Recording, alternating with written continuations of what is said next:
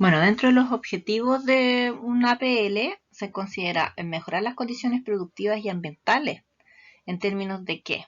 De la higiene y la seguridad laboral. Ese es uno de los factores importantes que a veces consideran mucho en otros países. Por ejemplo, cuando nosotros vamos a exportar manzana, ya la manzana en sí es muy semejante a la de un productor que otro. Entonces, si los alemanes, por ejemplo, van a comprar una manzana chilena, ellos van a preferir la manzana que viene con el sello que dice que es de producción limpia y que tiene seguridad laboral y de higiene para la gente que trabaja con esa manzana, ¿cierto? Le va a dar un plus, le va a dar más valor agregado. También tenemos que generar una eficiencia energética e hídrica, porque nosotros en los acuerdos bajamos el consumo de energía y el consumo de agua. Esos son dentro de los acuerdos lo que se produce principalmente. También se acuerda de reducir las emisiones. Las emisiones estamos hablando de CO2, la huella de carbono, valoración de los residuos. Quiere decir que yo tengo un residuo que para mí es un desecho, pero a lo mejor este desecho para mí, por ejemplo, esta madera que yo estoy cosechando, o que es un desecho del árbol, por ejemplo, puede ser leña para otra persona. Entonces, tratar de que en la cadena productiva la consideración de los desechos y de los residuos también sean valorizados y puedan ser vendidos a otra empresa. Ya, ese es uno de los conceptos importantes. Las otras buenas prácticas agrícolas, que la buena práctica agrícola se refiere a una lista de recomendaciones que se hacen desde producción en distintos ámbitos, no solamente producción agrícola, también puede ser en el área de la salud, que se ponen una serie de pasos que se tienen que cumplir como normas, en el fondo, como reglamentos.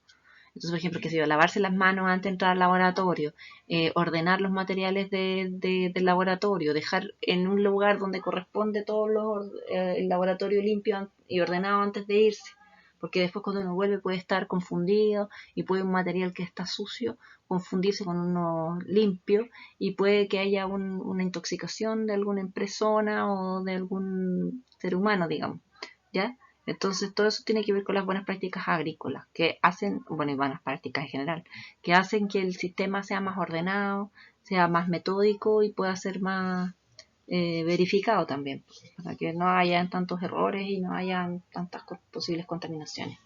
También el fomento productivo se refiere a aumentar la eficiencia del sistema, a hacerlo más, con más tecnología, a lo mejor, con eh, menos uso eh, de horas de trabajo, hacerlo más eficiente.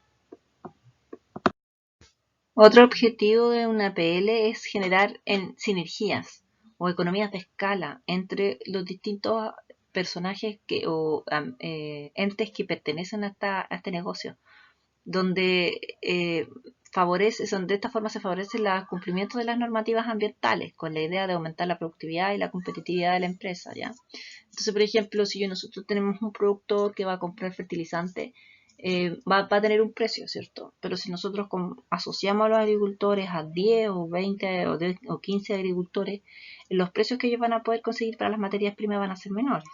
También, por ejemplo, si nosotros queremos comercializar, no es lo mismo comercializar, qué sé yo, las cerezas que produce un productor a comercializar en el extranjero las cerezas que producen 15 productores. El volumen es mucho más alto, lo que hace que se pueda negociar como paquete, digamos, como se llama economía de escala a gran escala, en el fondo, ¿sí?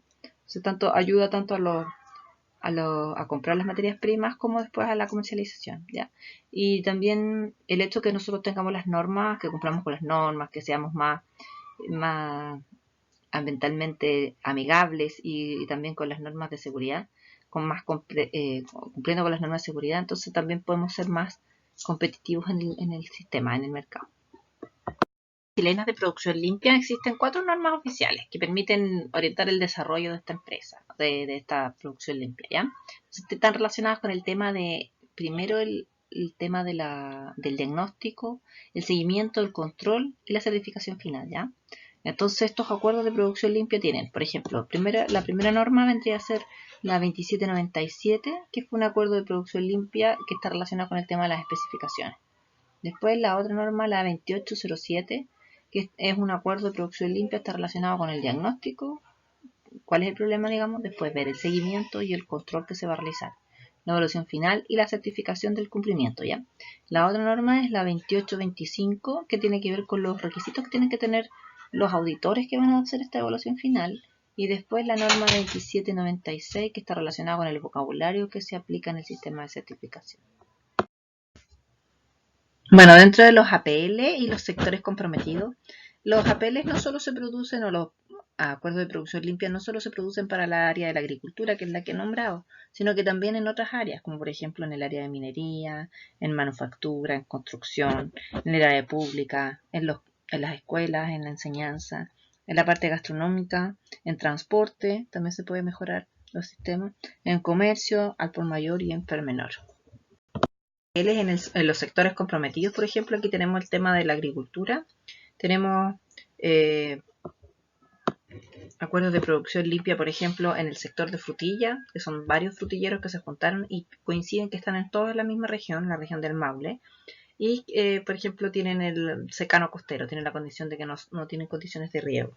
Después otros productores de ejemplo podrían ser productores de uva de mesa en el Valle de la Concagua, en la región de Valparaíso. Entonces son de la misma zona, de la misma producción, mismo producto, y que quieren comercializar juntos, por ejemplo, o quieren empezar a disminuir los residuos que tienen que producir o los desechos. Otros ejemplos de acuerdos de producción limpia son los acuerdos de producción limpia en el área de la minería. Por ejemplo, tenemos a pequeños agricultores, a pequeños mineros que se juntaron en la comuna de Antofagasta y hicieron un acuerdo de producción limpia en el 2012. Otra pequeña minería en el sector de explotación del yacimiento, también en la zona del 2000, en la época del 2006. Producción pequeña minería en la región de Coquimbo. También hay otra extracción de procesos de la pequeña minería en la zona de Coquimbo. Aquí tenemos un ejemplo de un acuerdo de producción limpia en el puerto de Arica, que se produjo en el año 2013, donde el puerto hizo un diagnóstico sectorial y una propuesta de acuerdo de producción limpia, y con eso mejoró la relación con organismos públicos, y se pusieron de acuerdo que en diversos meses iban a empezar a disminuir los residuos. Por ejemplo, entonces dice que estas iniciativas tienen una validación de 12 metas y que van a realizarla entre 82 acciones.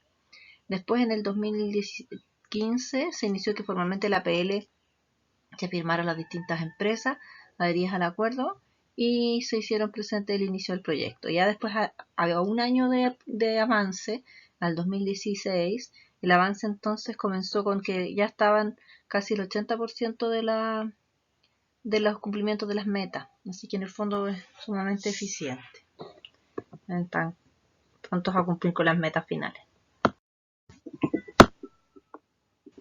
Otro concepto que vamos a ver hoy día en clase es el tema de la huella de agua de un producto, ¿ya? Entonces, ¿cómo se define la huella de agua? Corresponde al volumen de agua dulce que se utiliza para la producción de un producto, ¿cierto? En todo el sistema productivo, desde los inicios hasta que llega al consumidor final, ¿ya? Entonces, esta huella de agua tiene varias clasificaciones. Una de ellas es que la huella hídrica verde, la huella hídrica azul y la huella hídrica gris. La verde corresponde al agua del agua lluvia evaporada durante el proceso productivo, cuando se está evaporando, ya pérdida de agua. Y después la otra es la huella hídrica azul, que corresponde al volumen del agua superficial, del agua de los ríos que se extrajo, o del mar, si es agua desalinizada, o agua subterránea también que se utiliza. Y la huella de agua gris es el agua contaminada que se utiliza en el proceso, cuánta agua quedó contaminada y el volumen final que se requiere para que esos contaminantes queden diluidos y queden no tóxicos para la salud humana, ¿ya? Que lleguen y puedan ser descargados en un punto de descarga y que cumpla con los estándares de calidad normal de agua, ¿ya? Entonces es más que el agua que nosotros ocupamos en el proceso. No es solo el agua que ocupamos en el proceso, ¿me entienden? También el agua que nosotros contaminamos, la que necesitamos para disolver lo que contaminamos, que esa es el agua gris, y también el agua verde, que es en el fondo el agua que se evapora durante el proceso. Dentro de los componentes del agua, de la huella del agua, teníamos huella del agua directa y huella del agua indirecta. La directa, que también está el agua hídrica verde, la huella hídrica azul y la huella hídrica gris, es el agua que está usada directamente en el sistema del proceso, ¿ya? O sea, cuánta agua uso para regar el árbol que me va a producir duraznos, por ejemplo, cuánta agua uso para lavar los duraznos que están en el proceso, ¿sí? En cambio, la huella hídrica indirecta corresponde a la cantidad de agua que se utiliza no directamente en el proceso, sino en los intermediarios. Por ejemplo, cuánta agua se utiliza para que las personas laven sus delantales después que han trabajado en el proceso productivo, ¿ya? Y también estábamos hablando de que era la huella hídrica, el agua verde, el agua azul y el agua gris, ¿ya? Es el agua verde y azul es la que es del agua del consumo, y después el agua gris es la que tiene que estar relacionada con la contaminación o con la polución de agua. Bueno, dentro de la huella de agua de un producto está relacionada también dentro del sistema productivo. Entonces, por ejemplo, la primera parte, que es la parte de producción propiamente tal, en este caso, si nosotros estamos hablando de la producción durazno, tendríamos el lugar donde se producen, desde que se planta el durazno, se desarrolla el durazno, se cosecha, se extrae y se pasa al proceso productivo de una empresa. De ahí pasa a la manufactura, donde se lavan los duraznos, se clasifican, después se ponen en una planta de tratamiento y en unos tarros se sellan los tarros y después se esterilizan, ¿cierto? Eso está dentro de la parte de manufactura. Después, cuando ya llegan al consumidor, o sea, al vendedor, que viene a ser como un supermercado, ahí el supermercado también tiene uso de agua. Es el agua que se utiliza, por ejemplo, para limpiar el sistema, el agua que se utiliza eh, para, para tomar en el proceso, y después el agua que utiliza el consumidor final, cuando tiene que lavar la fruta antes de consumírsela y todo, ¿ya? Entonces, en esta línea de productiva, nosotros tenemos aguas verdes y aguas azules, que son las que tienen que ver con el uso del agua directamente. Y después también nosotros producimos aguas grises en cada una parte del proceso, tanto en la parte del proceso productivo, la parte de industrialización, que viene a ser la manufacturación, el manufacturador, y la parte de comercialización, que viene a ser la parte del minorista, y después la parte de la compra del consumidor final, ¿ya? Entonces, todo esto, en cada proceso, a medida que yo tengo un producto que tiene más procesos, cada proceso me va a ir sumando huellas al agua, ¿ya? A la huella de agua.